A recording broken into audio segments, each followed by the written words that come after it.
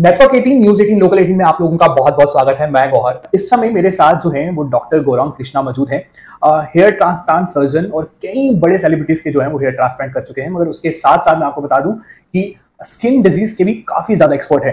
Doctor साहब, पहले तो समय देने के लिए बहुत बहुत शुक्रिया। Thank you Gauhar. डॉक्टर साहब, मैं सीधा शुरुआत करता हूँ बिना किसी टाइम डिले के। क्या इस समय हम लोग ज्यादा ऑब्जर्व कर रहे हैं हेयर लॉस, बोल्डनेस, या फिर पहले भी थी मगर इस समय लोग ज्यादा अवेयर हो गए उसके प्रति? पहले मैं इस सवाल थोड़ा सा क्लियरिटी हो जाए। तो दोनों ही बातें सही हैं।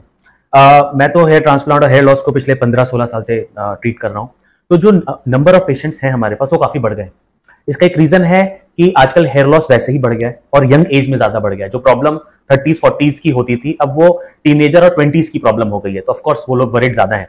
इसका एक बहुत बड़ा रीजन जो हमारा लाइफस्टाइल चेंज है, जो लास्ट एक दशक में, एक डिकेड में हमने एक लाइफस्टाइल चेंज देखा है। स्ट्रेस लेवल्स, जो सोशल मीडिया का जमाना बोल लीजिए, मोबाइल का जमाना बोल लीजिए, जो स्ट्रेस लेवल्स बढ़े हैं उसकी वजह से एक अर्ली एज में हेयर लॉस हो रहा है। और लोग अवेयर भी बहुत ज्यादा हो गए। अगेन पहले भी था, अभी पहले भी प्रॉब्लम थी।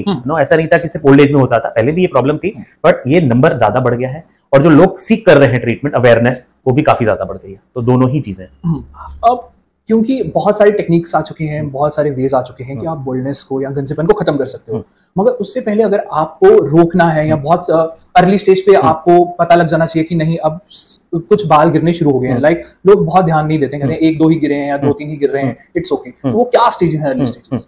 देखिए, अगर बाल गिरना है और बाल 10, 12, 15 बाल गिर रहे हैं तो ये कोई प्रॉब्लम ही नहीं है, ये तो नॉर्मल है। पर अगर आपको लग रहा है कि बाल पतले हो रहे हैं, वॉल्यूम जा रहा है, या अगर 20 बाल गिर रहे हैं उसमें से 5 या 6 से 20% से ज्यादा पतले छोटे बाल हैं, तो ये अलर्ट अलार्म साइंस है। तो अगर आपके बालों में पतलापन आ रहा है और जो बाल गिर रहे हैं वो ज्यादातर पतले छोटे बाल गिर रहे हैं, बॉल्डनेस नहीं दिख रही है लेकिन सिर्फ बाल पतले गिर रहे हैं, तो ये एक अलार्म साइन है और आपको ट्रीटमेंट सीख करना चाहिए। और जब मैं उस पर रहूंगा कि क्या लोग इस समय जो है वो हेयर ट्रांसप्लांट की तरफ आ रहे हैं, क्योंकि और ज्यादा मेथड भी दिख रहे हैं, जैसे पैच दिख रहे हैं, लोग पैच यूज कर रहे हैं, बड़े सारे सेलिब्रिटीज पैच यूज कर रहे हैं, तो क्या ज्यादा बेटर रह रहा है? लोग इस वक्त किस तरफ आ रहे हैं? ये बहुत ही अच्छा सवाल पूछा है आपने, क्योंकि दोनों ही बहुत ही अच्छे वेज हैं हेयर रेस्टोरेशन के, या लेट्स से बॉल्डनेस को छिपाने के।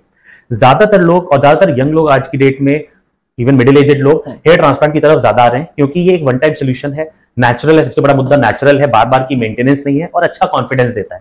लेकिन कई ऐसे सिनेरियोज हैं जहां पे हेयर ट्रांसप्लांट या तो पॉसिबल नहीं है, uncontrolled diabetes, uncontrolled blood pressure, या वो कैंडिडेट ही सूटेबल नहीं है, बॉल्डनेस इतनी ज्यादा बड़ी है कि हेयर ट्रांसप्लांट हो ही नहीं सकता। कई लोग सर्जरी के नाम से डरते हैं। कई लोग चाहते हैं कि हमारा इंस्टेंट चेंज आ जाए, 1 महीने बाद शादी है या इंस्टेंट चेंज आ जाए, तो वो हेयर ट्रांसप्लांट से पॉसिबल नहीं है, जिसमें 1 साल लगता है, तो वो लोग पैच की तरफ जाते हैं। तो दोनों ही बहुत अच्छे सोल्यूशन हैं, दोनों के अपने प्रोज एंड कॉन्स हैं, लेकिन मेरे हिसाब से ज्यादातर लोग अभी हेयर ट्रांसप्लांट की तरफ अट्रैक्टेड हैं because of the longevity, permanence and the natural. मैं इससे थोड़ा ब्रेक करना चाहता हूँ, क्योंकि हेयर ट्रांसप्लांट में भी कई ज्यादा टेक्निक्स हैं। आई थिंक जो मेरी समझ है, जहां तक मुझे पता है कि 2 टेक्निक्स तो उस वक्त अवेलेबल है, तो दोनों में से कौन सी ज्यादा बेहतर रहती है और दोनों में क्या डिफरेंस है, थोड़ा सा एक्सप्लेन करें। तो हेयर ट्रांसप्लांट में प्राइमरली अभी 2 टेक्निक्स होती हैं। FUT, जिसको स्ट्रिप सर्जरी भी कहते हैं, जो काफी सालों से पॉपुलर है, और अब जो आज की डेट में ज्यादा पॉपुलर है FUE, फॉलिकुलर यूनिट एक्ससिजन, या उसको आप रूट बाय रूट कह सकते हैं। तो ये आजकल ज्यादा पॉपुलर हो गई है। दोनों ही अच्छी टेक्निक्स होती हैं, दोनों में ही अच्छे रिजल्ट आ जाते हैं, लेकिन ज्यादातर पेशेंट्स भी और ज्यादातर डॉक्टर्स भी अब FUE की तरफ शिफ्ट हो रहे हैं, क्योंकि इसमें कट्स नहीं आते, एक बड़ा लंबा चीरा नहीं आता, इसमें स्टिचेस नहीं होते हैं, जो कि FUT प्रोसीजर में होते हैं। तो जहां पे कट है, जहां पे चीरा है, वहां पे दाग भी है, वहां पे दर्द भी है, वहां पे थोड़ी सी प्रॉब्लम्स भी हैं। तो ये सारी प्रॉब्लम्स और डिस्कंफर्ट FUE में काफी हद तक बाईपास हो जाती हैं। आप कट नहीं लगा रहे हो, आप रूट्स को 1 बाय 1 बहुत छोटे छोटे सर्कुलर इंसिजन से बाहर निकाल रहे हो, तो आपको स्टिच लगाने की जरूरत नहीं है, हीलिंग बहुत जल्दी हो जाती है। आप अपना नॉर्मल काम, अपने एक्सरसाइज वगैरह पे 10 to 15 डेज में आप वापस आ जाते हो। कभी आप शेव करते हो तो आपको वो लंबा कट नजर नहीं आता। तो इस वजह से ज्यादातर लोग FUE की तरफ शिफ्ट हो रहे हैं। बट कुछ ऐसे सिनेरियोज होते हैं जहां पे मैं मेरे क्लिनिक में दोनों टेक्निक को कंबाइन करता हूं, जब हमें बहुत ज्यादा बालों की रिक्वायरमेंट है, पेशेंट के पास बियर्ड नहीं है, मतलब सिर्फ सर के बाल लेने हैं, तो इन दोनों टेक्निक को कंबाइन किया जाता है। पैच की तरफ आता हूं। पैच में कुछ और टेक्निक है, और पैच क्या एक्सपर्ट्स ही लगा सकते हैं, या जो इंसान पैच यूज कर रहा है वो खुद भी उसे उतार सकता है, लगा सकता है? क्योंकि रिसेंटली हमने अब जब बिग बॉस देखा था, उसमें एक सेलिब्रिटी का यही हुआ था कि उनके डॉक्टर एक्सपर्ट्स बाहर से आ रहे थे, तो बड़ा ज्यादा कंफ्यूजन लोगों में और ज्यादा फैल गया। ये देखिए, एक तो यहाँ पे क्लियर करना चाहूंगा, जो हेयर पैच है वो बेसिकली विग्स होते हैं जो आपके सर पे चिपकाए जाते हैं, तो उसमें किसी डॉक्टर का इन्वॉल्वमेंट हमें नहीं चाहिए। ये जो पैच के एक्सपर्ट्स हैं, खासतौर से कुछ जो हेयर ड्रेसर्स होते हैं, वो धीरे धीरे पैच में अपना काम कर लेते हैं, तो ये एक नॉन मेडिकल प्रोसीजर होता है जिसको कोई भी पैच एक्सपर्ट कर सकता है। धीरे धीरे जब लोग खुद लगाना स्टार्ट कर देते हैं तो 1-2 साल में खुद ही एक्सपर्ट बन जाते हैं। शुरुआती दौर में लोग सैलून में जाते हैं उसको फिक्स कराने चिपकाने के लिए, पर धीरे धीरे अब होम केयर किट्स अवेलेबल होती हैं, तो जैसे जैसे वो यूज्ड टू हो जाते हैं वो खुद ही घर पे वो टेप को चेंज करना, वो बालों को थोड़ा बहुत ट्रिम करना, उसको फिक्स करना, वो खुद ही घर पे कर लेते हैं। और क्या टेक्निक है डॉक्टर साहब, और किस तरह से जो है लोग अपना गंजापन छुपा सकते हैं? देखिए, अगर गंजापन आ गया हो, अभी हम हेयर लॉस की बात नहीं कर रहे हैं, गंजापन की बात कर रहे हैं, तो उसमें या तो पैच होता है या हेयर ट्रांसप्लांट होता है। बीच में एक चीज होती है उसको हम कहते हैं आर्टिफिशियल बायोफाइबर इम्प्लांटेशन। बना बनाया नायलॉन फाइबर आता है जो आप अपने कलर का, अपनी लेंथ का चूज कर सकते हो, और उसको आपके सर पे इंसर्ट कर दिया जाता है। ये इतना पॉपुलर नहीं हो पाया क्योंकि इसके प्रॉब्लम ज्यादा हैं। इसमें बॉडी में सर पे इन्फ्लेमेशन आ जाता है, इसको हम फॉरेन बॉडी रिएक्शन बोलते हैं, जिससे फुंसियां, बाल तोड़ जैसे पस वाले लीजन्स, ये सारे प्रॉब्लम्स आने लगती हैं। लेकिन ये भी एक, टू कंप्लीट द डिस्कशन, ये भी एक तरीका है जो कभी कभी कुछ सिनेरियोज में किया जाता है। और कई बार अगर पैच जो बॉल्डनेस का पैच है वो अगर बहुत बड़ा नहीं है, वहां पे थोड़े बहुत बाल हैं, तो लोग एक ब्लैक पाउडर भी यूज करते हैं, उसको हेयर फाइबर्स कहते हैं, जो आप ऐसे छिड़क लो, तो अगर आपका छोटा मोटा पैच है तो आप उसको हाइड कर सकते हो। कितना ज्यादा वो ठीक है आपकी स्कैल्प के लिए, आपकी बॉडी के लिए? हेयर फाइबर्स बिल्कुल मेडिकली इनर्ट है। क्या वो टेस्ट करवा लेने चाहिए, क्या वो ब्लड टेस्ट करवा लेने चाहिए, या क्या आपको वो मेडिकल रिक्वायरमेंट्स पूरी कर लेनी चाहिए जिससे पता लग जाए कि आपकी बॉडी में इस चीज की रिक्वायरमेंट है इसमें, तो इससे आपका गंजापन हो सकता है और आपको ये चीज ले लेनी चाहिए? तो ये बड़ा अच्छा सवाल आपने पूछा है, क्योंकि हेयर लॉस का एक तो रीजन है जेनेटिक, कि भाई अब है, आपको विरासत में मिला है ये। दूसरा होता है लाइफस्टाइल और डाइट, ये बहुत बड़ा रोल प्ले करते हैं। तो अगर आपको हेयर लॉस है तो आपको अपना विटामिन डी, B12, सारा आयरन प्रोफाइल, हीमोग्लोबिन, ये चीजें जरूर चेक करवा लेनी चाहिए, क्योंकि इन विटामिन्स का, इन माइक्रोन्यूट्रिएंट्स का लिंक है हेयर लॉस से। और आपकी डाइट में अगर आपको उसका कोई टेस्ट नहीं है, लेकिन आपको पता है कि अगर आपकी डाइट में प्रोटीन की कमी है तो वो भी आपको फुलफिल कर लेनी चाहिए।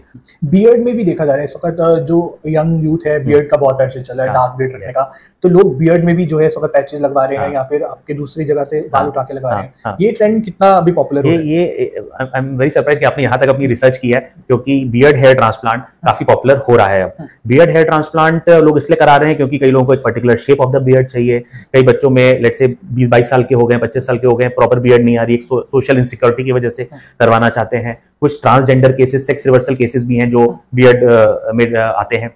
सो ये भी पॉपुलर हो रहा है। मैं इसका बहुत बड़ा फैन नहीं हूं बट पर्सनली स्पीकिंग, क्योंकि मेरा मानना है कि ये इसको, जिसको हम लोग कहते हैं ना, ओवरडन हो रहा है कि अब कुछ ज्यादा ही आप कर रहे हो।